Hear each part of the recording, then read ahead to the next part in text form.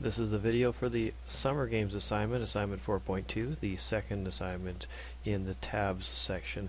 In this assignment, very similar to Winter Games, except you have 3 columns of text, and as you can see by looking carefully at those 3 columns, they are aligned differently.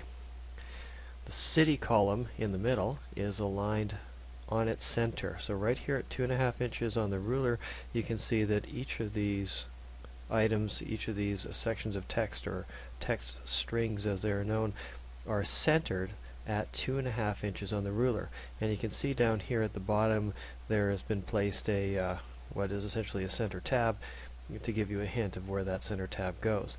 The countries that these cities belong to, or sorry, these are the countries that won the most medals in each of those Olympics.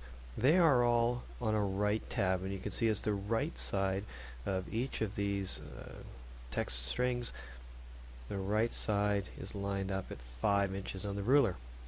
So what we're going to need to do is take our source file,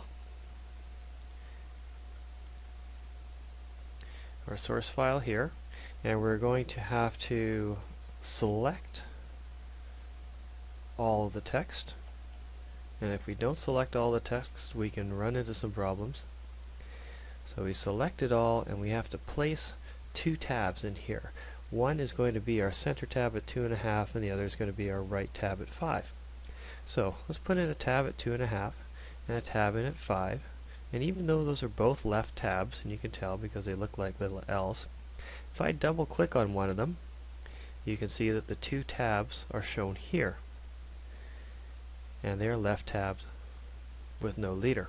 So if I select the 2.5, I can change it to a center tab with a dot leader. And all I have to do is hit the set button, and now that's done. The 2.5 is now a center tab dot leader. I click on the 5-inch tab, and I will make it a right tab with a dot leader. And I say set. And so my work is done there. Now I'll test it with Athens, Greece here. I will take this little section here, put in a tab. I'll take this section right here and put in a tab. And you can see that Athens, Greece is now on the center tab, and the United States is on the right tab.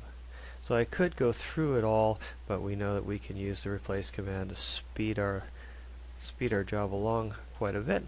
I'll just hit Control H for the replace command, and it's still sitting in there from when I was working on Winter Games. So space hyphen space once again will look for all the instances of a space and a hyphen and a space, and replace it with the tab key.